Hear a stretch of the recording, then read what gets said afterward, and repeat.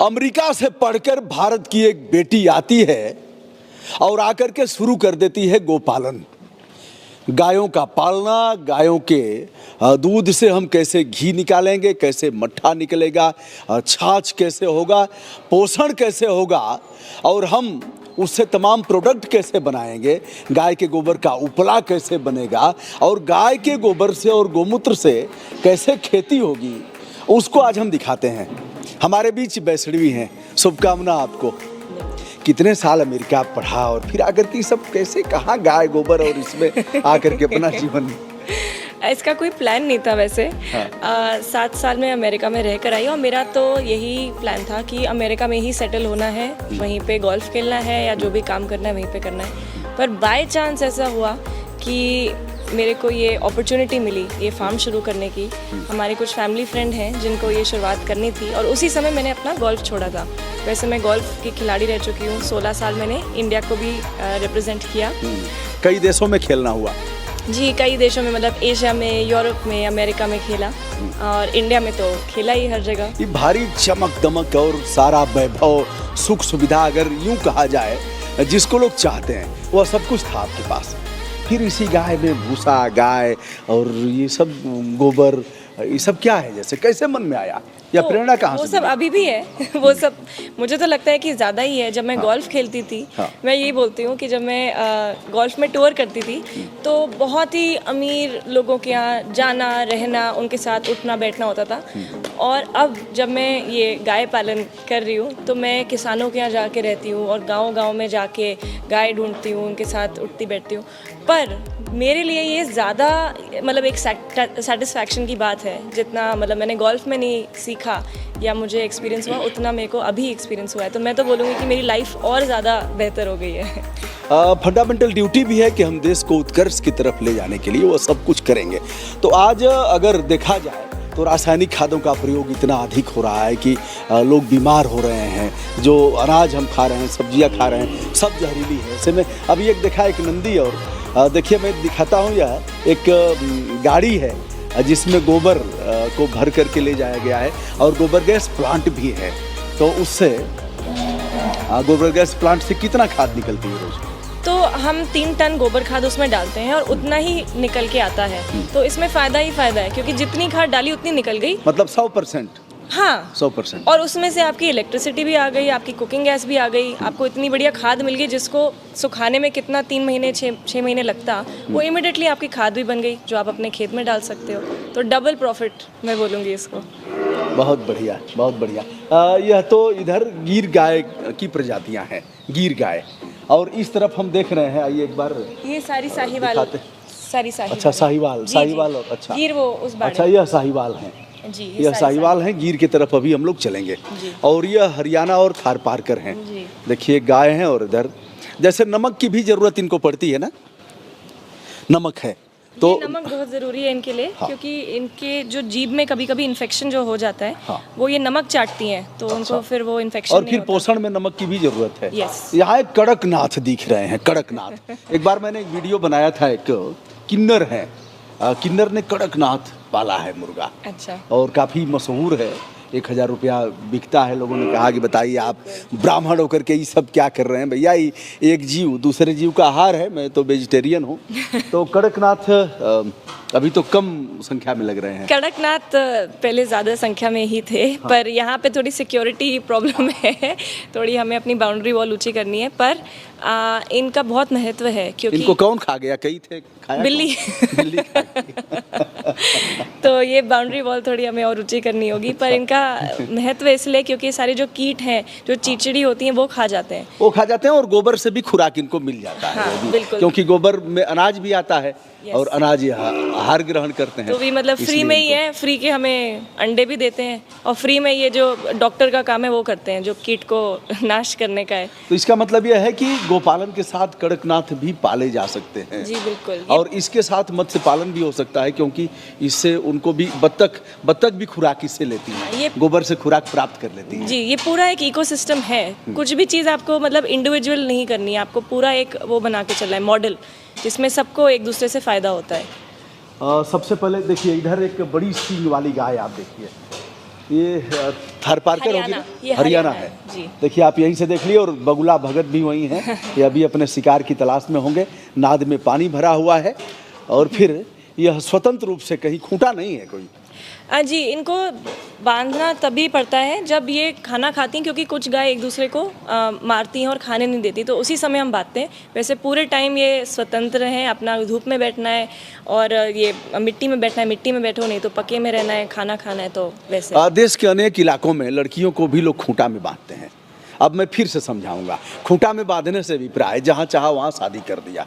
अच्छा। तो आप बाहर से पढ़ लिख करके आई हो, यहाँ के माहौल में भी और तमाम देशों में भी घूमना। लड़कियों का जैसे लड़कियों की पसंद चाहे जो भी हो, लड़कियाँ कह नहीं पाएंगी। अपने खोजा और फिर खूंटे में बांध दिया, चार दीवारी में कैद करके खाना बनाना, रोटी बनाना। ये क्या चाहती हैं आप ऐसे अभिभावकों से, और लड़कियों से क्या कहना चाहेंगी?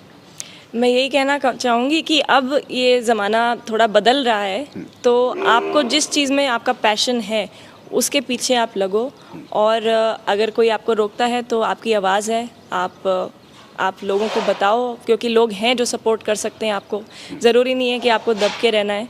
तो ऐसा कभी भी है, किसी से दबाव है तो आप अपनी आवाज़ उठाओ और उसके अगेंस्ट बोलो, बहुत ज़रूरी है। संस्कार की आदर्श सीमा में रहते हुए, और अगर ज़बरदस्ती होती है तो आवाज़ उठाने की बिल्कुल, ज़रूरत है, बहुत ज़रूरी है। क्योंकि लड़के और लड़कियों में कोई अंतर नहीं है। अंतर नहीं है, बिल्कुल नहीं है। हाँ, कुछ चीज़ें लड़के थोड़ा बेहतर कर सकते हैं, कुछ चीज़ें लड़कियां बेहतर कर सकती हैं, पर इसका मतलब ये नहीं है कि आपका मतलब एक स्टीरियोटाइप जो बन जाता है ना कि लड़कियां घर ही संभाल सकती हैं, ये बिल्कुल सही नहीं है।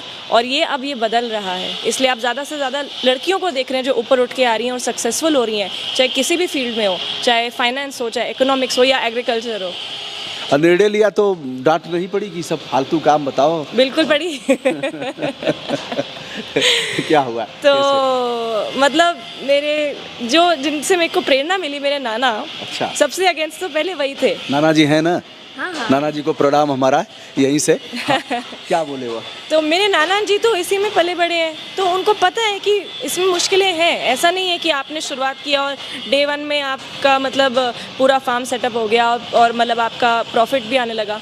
उनको पता है कि कितनी मेहनत लगती है, तो वो शुरू से ही अगेंस्ट थे। प्लस मेरा इसमें बैकग्राउंड नहीं है, मैं तो गोल्फर रह चुकी हूँ, तो उनको ये लगता था कि कहाँ वो अमेरिका से पढ़ के गोल्फर आई और यहाँ पे अब खेतीबाड़ी मतलब गौ की सेवा कर रही है, तो कहाँ मतलब ये कैसे करेगी। तो ये उनको चिंता रहती थी। मैं ये नहीं बोलूँगी कि वो अगेंस्ट थे। और अब वो मतलब अब आप उनसे बात करिए तो उनका बिल्कुल राय अलग हो चुकी है। मतलब उन्हें लगा कि यह मुकाम की तरफ बढ़ रही है और जो किया इसने ठीक किया, इसकी ज़रूरत आज देश को है। हाँ, ये भी बोलते हैं कि इसकी ज़रूरत बहुत है और अब हम सही रास्ते पे चल रहे हैं।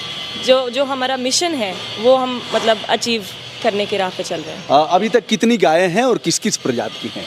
हमारे पास 100 गाय हैं। एक नंदी है, थोड़ा इधर हम दिखाते हैं, देखिए। बुलेट। ये है, ये क्या नाम है इनका? बुलेट नाम है। बुलेट ट्रेन वाला बुलेट, मतलब दौड़ेगा। Bullet train, yes. अच्छा। या गोली। दौड़ेगा, रुकेगा नहीं। ये बहुत ही अच्छी ब्लड लाइन का हमारा साहिवाल नंदी है। हाँ, साहिवाल है। और ओरिजिनल ब्लड लाइन है, ऐसे नंदी आपको ज़्यादा मिलेंगे नहीं देश में। तो ये है, यह टीन शेड है। गर्मी होती है फिर क्या करते हैं? इन गायों को गर्मी नहीं लगती, हमें गर्मी लगेगी, पर आप देखेंगे अभी भी धूप में गायें बैठी हुई हैं, जबकि इतनी तपती धूप है। तो वैसे हमने फ़ैन लगाए हुए हैं, इनकी ज़रूरत नहीं पड़ती है।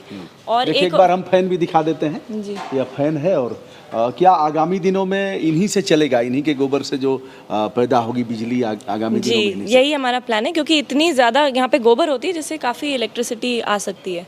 और एक जो आपने सवाल पूछा था उसका मैं बोलना चाहूँगी कि गर्मी के लिए एक और चीज़ करते हैं हम, जो हमारी हौदियाँ उन पे चूने का लेप लगाते हैं, तो उससे पानी हमेशा ठंडा रहेगा। आप पानी मतलब हाथ डालेंगे आपको लगेगा जैसे मिट्टी के बर्तन में जो टेम्परेचर होता है ना, वैसे हमेशा रहेगा, और उसमें फिर किसी भी तरह का इन्फेक्शन आने का डर नहीं रहता। और कैल्शियम इंटेक उनका, हाँ, कैल्शियम मिलेगा। कैल्शियम जिसकी ज़रूरत है इनको, तो चूने से कैल्शियम भी मिलेगा जी।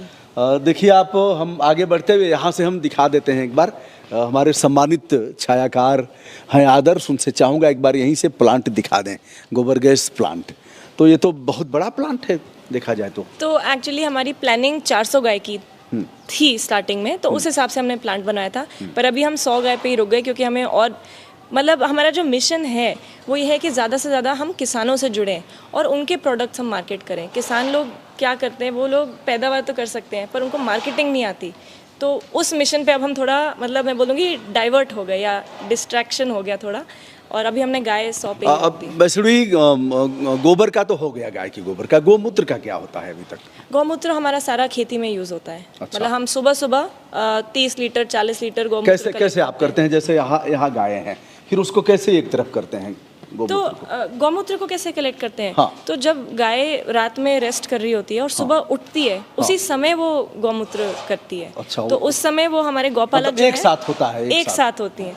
तो वो समय हमारे जो गौपालक हैं वो अपना बाल्टी लेके खड़े होते हैं, जैसी गाय उठी उसका वो कलेक्शन कर लिया। तो नहीं, मैनुअल ऐसे जैसे कई स्थानों पर हमने देखा है, ऐसे ढालनुमा बनाते हैं और गोमूत्र नालियों में जाता है, नालियों से फिर एक बड़ा सा टब होता है, उसमें जाता है, फिर उसका प्रयोग ऐसे करते हैं लोग। वो भी एक ऑप्शन है, पर इसमें क्या है कि आपका मतलब बिना सीधे किसी सीधे शुद्ध मिलावट रूप से, के शुद्ध बिल्कुल गौमूत्र ऐसे मिल अच्छा, कुछ लोग गोमूत्र पान करने वाले कभी आते हैं लोग लेने के लिए? ऐसे काफ़ी लोग हमसे पूछते हैं, पर अभी हम उसका अर्क बनाते नहीं हैं। वो सारा हमारा खेती में ही यूज़ हो जाता है, पर अब हम सोच रहे हैं क्योंकि काफ़ी डिमांड आती है अर्क की। हम इस समय हैं ग्रेटर नोएडा में। यह स्थान कौन सा है? इकोटेक 1। Ecotech Ecotech 1 Ecotech 1। जी। यह है, देखिए, चारों तरफ से बाउंड्री वाल है और हम आपको ऑर्गेनिक खेती भी दिखाएंगे। अभी तक हमने गायों को दिखाया, बढ़ते हुए हम लोग एक बार चलते हैं और देख लेते हैं। कुछ दौड़ना उड़ना होता है कि नहीं? दौड़ना मतलब जैसे कुछ व्यायाम वगैरह सुबह होता है, कैसे क्या है दिनचर्या की मेरा शुरुआत? मेरा खुद का हाँ। तो मैं सुबह उठ जाती हूँ 5 साढ़े 5 तक, फिर मैं योगा करती हूँ। योगा में 2-2.5 घंटा डेली का रहता है। उसके बाद फिर मैं काम पे आ जाती हूँ। मतलब काम तो बोलने की बात है, काम कभी लगता नहीं कि ऐसे काम कर रहे हैं, ऐसी जगह सोचिए ये ऑफिस है, तो यही रहता है। मतलब फिर उसके बाद कभी कभार गोल्फ भी चली जाती हूँ मैं। अब गोल्फ इतने साल खेला है तो मैं ऐसे तो छोड़ नहीं सकती। नहीं, छोड़ना भी और नहीं है, जी, छोड़ना भी नहीं है। मेरे हस्बैंड का ऑफिस भी यहीं पर है, तो हम लोग साथ में कभी कभार गोल्फ चले जाते हैं। अब चलिए, बात आ गई पति देव पर, हस्बैंड पर। मुझे नहीं पता था कि वैष्णवी शादीशुदा हैं अथवा, तो उनको कैसे लगा ये सब क्या फालतू काम? मम्मी पापा तो तैयार हो गए होंगे, चलो बिटिया ने जो निर्णय ले लिया उसको मान लिया। उनका क्या है, हस्बैंड का? उनका इतना ज़्यादा सपोर्ट रहा है, मतलब एक बार भी उनको ये नहीं लगा कि ये अमेरिका से आके ये करने लगी। वैसे मतलब हर चीज़ में उनका सपोर्ट रहा है। मतलब वो फार्म पे भी आके, हम कभी कभी हमारे प्रोडक्ट्स भी उन्होंने पैक किए हुए हैं कस्टमर के लिए, तो हर चीज़ में उनका पूरा सपोर्ट रहता है। तो दोस्तों, हम प्रोडक्ट्स भी दिखाते हैं। देखिए, इसमें गोबर रखा इन्होंने और यहाँ ले जाएंगे। देखिए, वो चीज़ें ख़त्म हो गई। आदर्श एक तरफ आ जाइए, इस तरफ देखिए। इस तरह से होता था, बैलगाड़ी भी होती थी और इसको सग्गड़, खड़खड़ा, कई चीज़ें बोलते थे अपने ढंग से। तो उन चीज़ों का स्थान अब मोटर चालित वाहनों ने ले लिया। तो उससे पोल्यूशन होगा, पेट्रोल और डीजल के दहन से तो प्रदूषण होगा, और इससे कोई प्रदूषण होगा नहीं। और जो गौवंश जो ख़त्म होता जा रहा है, वो फिर उसको कैसे हम रिवाइव करेंगे? तो उनका भी तो कुछ यूज़ करना पड़ेगा ना, चाहे खेती में हो, चाहे इन चीज़ों में हो, चाहे जो आप एक चीज़ बता रहे थे कि वो तेल, हाँ, जो तेल कोलू निकालते थे लोग, के लिए, कोल्हू का बैल ऐसे बोलते थे, आज भी लोग बोलते रहते हैं, कोल्हू का बैल। कोल्हू का बैल बेचारा घूमता रहता है, आँख पर पट्टी, और घूमता रहता था, तेल निकालता था। तो ऐसा भी करने का प्लान है। आगे क्या प्लान है? आगे प्लान यही है कि ज़्यादा से ज़्यादा चीज़ें हम वैसे करें जैसे पहले होती थी, जैसे मेरे नाना के ज़माने में होती थी या उससे पहले होती थी, क्योंकि वही सही तरीका है मतलब जीने का और प्रकृति से एक होके रहने का। और क्योंकि हम अब हट रहे हैं और अपने नेचुरल लिविंग से दूर हो रहे हैं, इसलिए इतनी बीमारियां आ रही हैं, इसलिए जो मानसिक प्रॉब्लम्स हैं वो हो रही हैं, सिर्फ उसी वजह से। इसको लोग देखना चाहेंगे तो कोई पेज, कोई आपका भी चैनल कोई है कुछ? अभी तो नहीं है, पर हम अब स्टार्टिंग करेंगे। और बहुत लोग हमसे ट्रेनिंग भी मांगते हैं कि कैसे आप अपने गायों को रखते हो, कैसे खेती करते हो, तो उसके हम कुछ ट्रेनिंग भी सेशन। बिल्कुल, वैष्णवी कार्यशाला भी यहाँ स्थापित करेंगी। महीने में, 2 महीने में कभी 1-2-4 दिन का, 1 सप्ताह का लोग आकर के ट्रेनिंग लेंगे। कैसे इन्हें धुलते हैं, कैसे इन्हें खिलाते हैं, कैसे इनका दूध निकालते हैं, पोषण कैसे होता है। हरा चारा कहाँ से आता है फिर? हरा चारा हम फार्मर से लेते हैं, क्योंकि हमारे यहाँ इतनी जगह नहीं है कि उनके लिए हम उगा सकें। और हमें एक मॉडल यहाँ पे सेटअप करना है कि उसी से हम अपनी खेती करें, जो सब्जियों की है या फल की है या कमर्शियल ट्री की है, तो हम ये फार्मर से डायरेक्टली सोर्स करते हैं। तो अब वैष्णवी के साथ हम हैं और अब दिखाते हैं इसके बाद हमारे साथ बने रहिए। मैं दिखाता हूँ कि गोबर की खाद से जो यहाँ फसलें तैयार होती हैं, जो इस तरह के प्लांट्स हैं, वह कैसे काम करते हैं, किस प्रकार लहला रहे हैं, और जो प्रोडक्ट तैयार किए गए हैं उसके बारे में भी हम दिखाते हैं। धन्यवाद, बने रहिए हमारे साथ।